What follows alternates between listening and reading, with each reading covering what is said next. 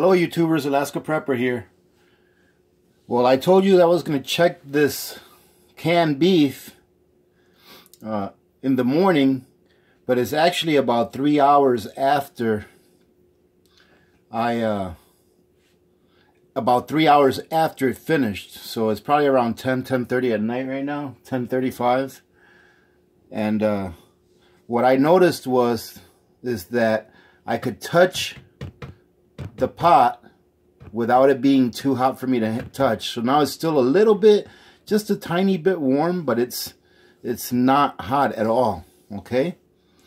And I noticed that my little pressure valve here, when it's under a lot of pressure in there, you'll see that this is sticking up, okay? And it's down, okay? So we should be able to take this off now without any problems.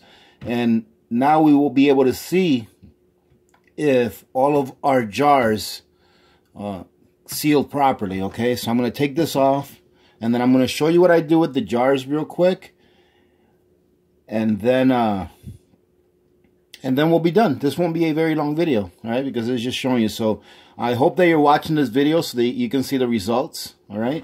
So what I'm going to do is I'm probably going to go ahead and link the first video that I did to this video. So I think that the link will show up there somewhere or here, I'm not sure, but I'll leave a little card up there so that if you're clicked on this video and you haven't watched the first one where I showed you how I packed it, how I put the lids on and all that stuff, you can go back to that one and take a look at that one, all right, before you watch this one. So, or if you just want to watch this one and see the end results, that's fine. So I'm just going to go ahead and take this lid off, okay?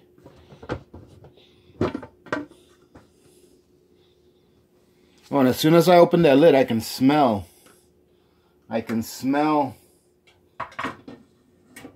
the beef.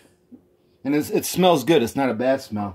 And let me tell you, ladies and gentlemen, this canner, first time I ever used this canner, like I told you, I paid $5 for it, and it worked very, very nicely. I almost want to say that I like it better than the Presto that I have. The Presto that I have has a pressure gauge on it. It's a newer model, whereas this one didn't. But since this one has a weight on it, that's a 10-pound weight, and that's what I need for the altitude I'm in.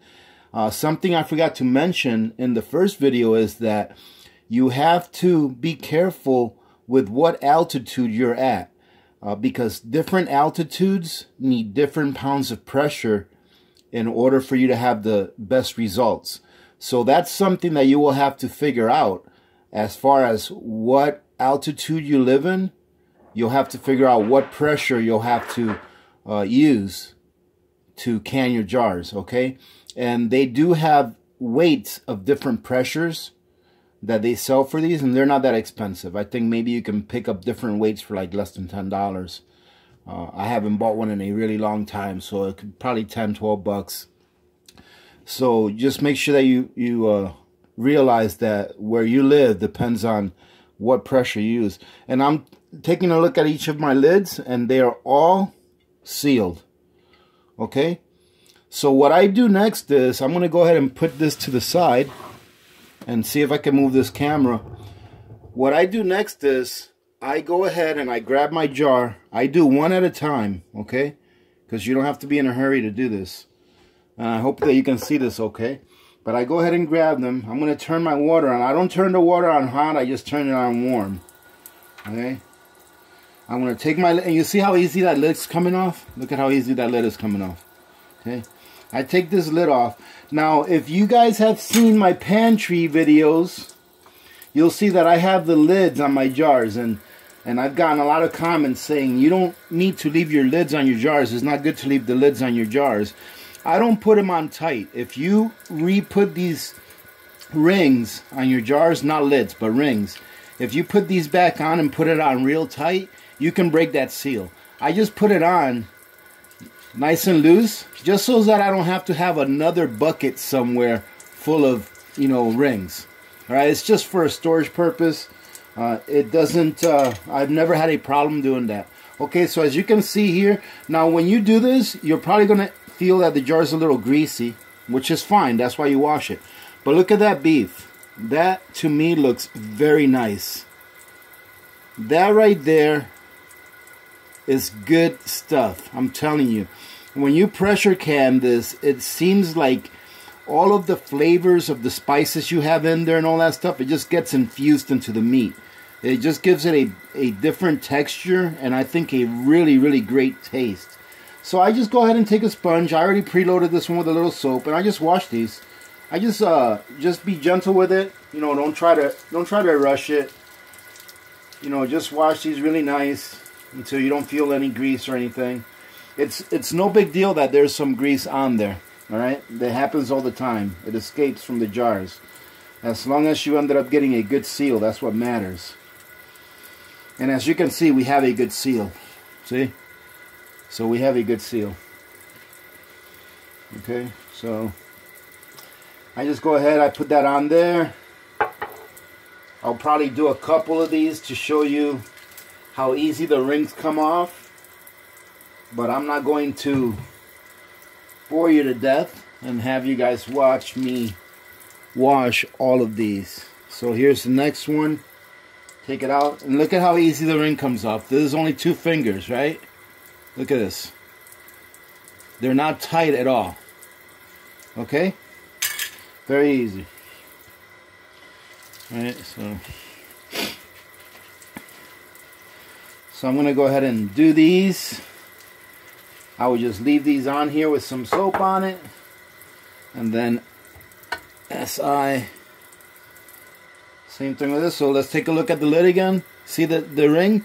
Look, just so you can see that I'm not using a lot of strength. It's just 2 fingers, and I'm just oh, sorry, my hands are greasy now, so I had to squeeze on there. But it's really not tight at all. All right, and the reason I'm showing you that is because when you initially do this, you have a tendency when you initially do jarring, all right, especially pressure canning. Some people have a tendency of wanting to tighten it. For some reason, it makes you feel better that you're putting that lid and that ring in there real tight. And the effects are not good because you are going to end up having a bad seal if you end up doing that. Okay, you might get away with it a couple of times, but you'll end up getting a bad seal. Okay, so yesterday when I was showing you how, like, look at this one here. See, this one is just nice and easy. But yesterday when I was showing you guys how tight to put that ring on there, it doesn't have to be tight at all. It just has to be snug. I call it 2-finger snug. Okay, so as long as it's snug and not tight, you should be okay. And let's see, we've got one more. Might as well get the last one done. Okay, same thing with this ring, nice and easy. Okay, and what I'll do is I'm not going to do this on this video, but I put the soap on it right here, and then I'm going to put these down with some soap still on it, and then I'll clean my rings really good as well. Okay,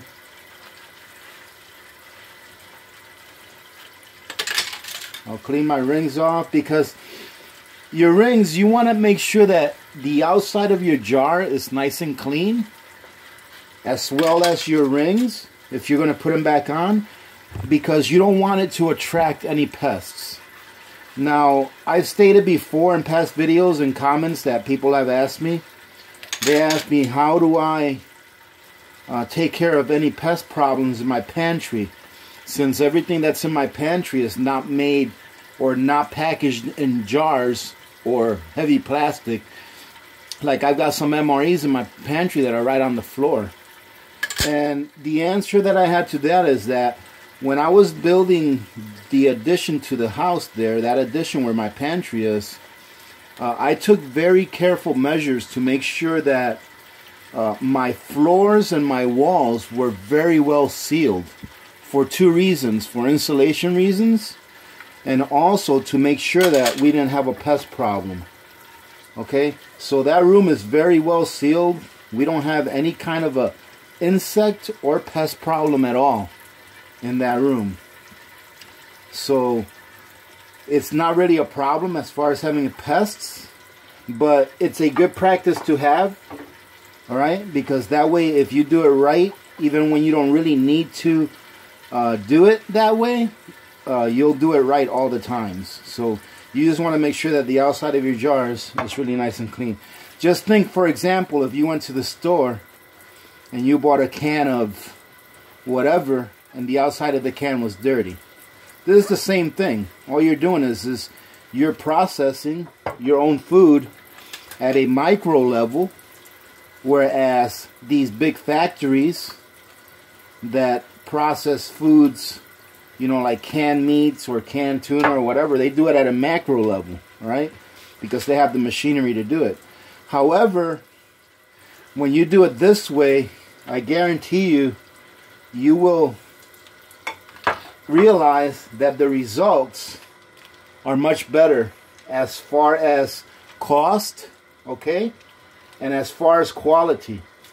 So as we were talking before yesterday, as far as cost, remember me telling you that the person that emailed me told me that they found ground beef in a can for about $3.50 a can, and each can had about, I don't know, he said, I think it's about a 14-ounce can. And these right here, all right, not counting my initial investment of these jars, all right, and the canner and these things, these right here are 1-quart jars.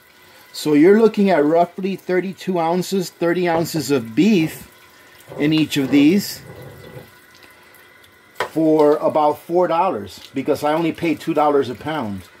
So it's nice to have the equipment to do this and wait for sales. And when you see a sale pop up, you go ahead, you jump on it, and you know that you're going to be able to preserve that food for later use, and you didn't pay nearly as much as you would have when you were doing your when they were being sold at the regular price that they normally go for. Let me go ahead and find a towel real quick. So what I'll do now is, and I'll show you here in a second, is I'm going to grab, okay, let me put this here, make sure my camera doesn't fall. Let me see. Hopefully you guys can see this okay. Okay. Let me see. Yeah, I just want to make sure that my camera falls. So what we'll do is, I'll take these, I'll just dry them up real quick. Okay. And I will leave them here on my counter until they are at room temperature. Okay.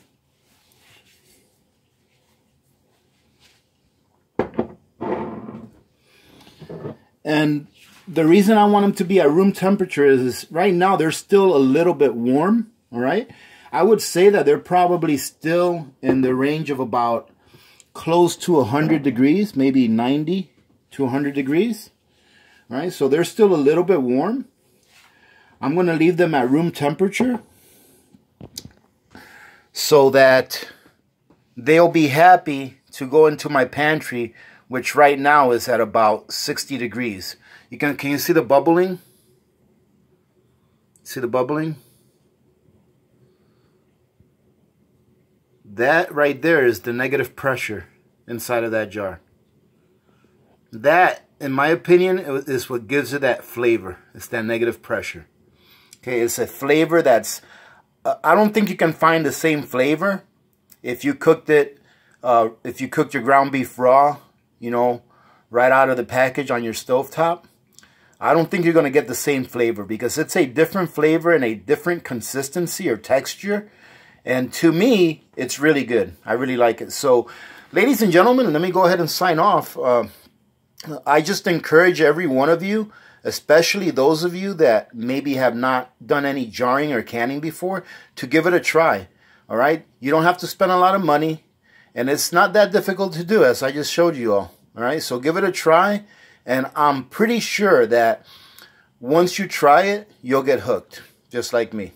Okay, right here, what you're looking at here is you're looking at 5 days worth of protein for my family for 20 bucks. That's not bad. That's pretty good, and it's good quality. You know, it's good quality. All right, I got it fresh right after they ground it up. I brought it home, I processed it, and here it is. All right, so ladies and gentlemen, let me go ahead and sign off. All right, having said that, remember to be good to each other. When good people do good things happen. Remember to reach one, teach one, and repeat. If we all did this, the world would be a better place, and you know that it will be a better place. Many blessings to all of you and your families. This is Alaska Prepper. Happy canning, and I'm out.